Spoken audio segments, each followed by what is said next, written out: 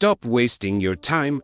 I am about to reveal the 7 things I eliminated from my life that took me from being broke to becoming a multi-millionaire. When kids approach me by my luxury cars, they always ask what I do, but I always say it is not about what I do, it is about what I choose not to do. First, avoid spending time with energy-draining people, those I call energy vampires.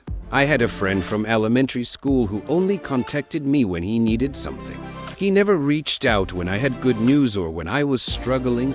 He only called when he needed help, money, or simply to kill time. I realized that wasn't the kind of friend I wanted, so I started ignoring his calls to create some distance. One day I asked myself, what does a great friend really look like? It hit me that just because we sat together in math class, I didn't have to be friends for life. Surround yourself with those who want more for you, not more from you. There are plenty of people who want to be there when who win or offer a supportive ear when things get tough. It is important to audit your circle and remove anyone who doesn't back your dreams or makes success harder to achieve.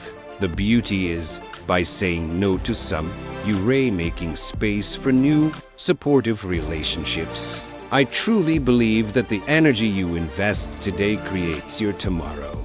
If you want your life to improve, you must change your energy by showing up with positivity, seizing opportunities, and maintaining high expectations. Your environment sets your internal thermostat. Even the best attitude won't warm you up if you're stuck in a commercial freezer. So, start by eliminating those who drain your energy. Next, never seek advice from people who haven't accomplished what you're aiming for. At the gym, for example, strangers often offer workout tips. While I appreciate their concern, if I do push-ups their way, will I end up looking like them? My coach, Alan, looks like a superhero, the kind of expert I trust. I avoid guidance for those lacking real experience because well-meaning advice can derail you. I follow a simple rule. I don't take fitness advice from someone out of shape, business tips from a coach with no track record, or parenting hints from someone who hasn't mastered family life. You must choose carefully. Third, stop blaming others or circumstances for your situation. When I was younger, I blamed everyone else for my mishaps: a late arrival, a lost deal, even a misinterpreted phone call. I eventually learned that blaming others only stripped me of control. I alone am responsible for my actions, and by owning my mistakes, I reclaim my power. Think of it like cooking. If a meal turns out badly, blaming the ingredients won't fix it. You, as the chef, must take responsibility. Mastering your emotions is key to success.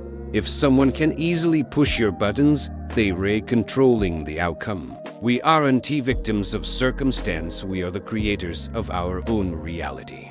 Fourth, learn the art of saying no. Early on, I said yes to every opportunity, fearing I'd miss out because I had little going on.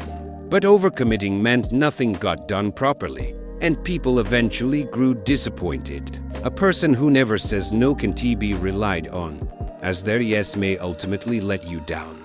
Steve Jobs once mentioned that sometimes the most productive act is to say no. Think of your responsibilities as items in a backpack. If you keep adding without removing, it becomes too heavy. Only agree to what aligns with your goals. Saying no to an attractive offer today might be the key to saying yes to your true dreams tomorrow. If you want to achieve greatness and haven't yet succeeded, pick one goal and commit to it fully for the next 10 years. Focus, be relentless, and trust the process. Fifth, don't become a slave to your device. In my King's Club youth program, I often discuss common vices with young men. One of them admitted that his phone is his biggest distraction, hours lost scrolling instead of getting things done. The problem isn't the device itself, but the lack of a clear plan. Your attention is as valuable as a car stuck in traffic from endless notifications. Turn off those alerts immediately. Your focus and productivity are far more important than any fleeting message. If you're glued to your phone, life becomes dull. Instead, create a vision that excites you so much that scrolling on social media becomes insignificant. 6th, don't just read books, study them. I used to speed read books just to tick them off my list without taking notes or reflecting on their lessons. Then I discovered that the real value of a book lies in applying its teachings. I began to act on every actionable insight immediately, even teaching others what I learned. Studying with the intention to share deepens your understanding. Rather than reading for the sake of reading, choose materials that help you overcome your current obstacles, acquire new skills, and build habits that yield remarkable results. As I call this just-in-time learning, don't collect knowledge to merely display it, but to actively use it. Finally, the 7th point, don't compare yourself to anyone but your past self. I used to measure my progress against my peers, people my age, in my city, or those more successful than me, which only led to discouragement. Eventually, I realized that my only true competitor is who I was yesterday. I have my own unique strengths, relationships, and circumstances, and that distinctiveness is my power. Even if you're insecure about certain traits, those differences make you memorable. Instead of mimicking someone else, focus on building your own playlist of experiences that reflects who you truly are. I always say, why compare chapter 3 of your life to someone else as chapter 27?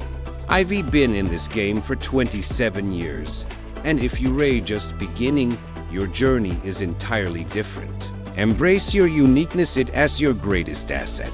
These are the 7 things I quit to stop wasting my life. If you're ready to learn the 40 brutal truths I wish I knew in my 20s, click the link and I'll see you on the other side.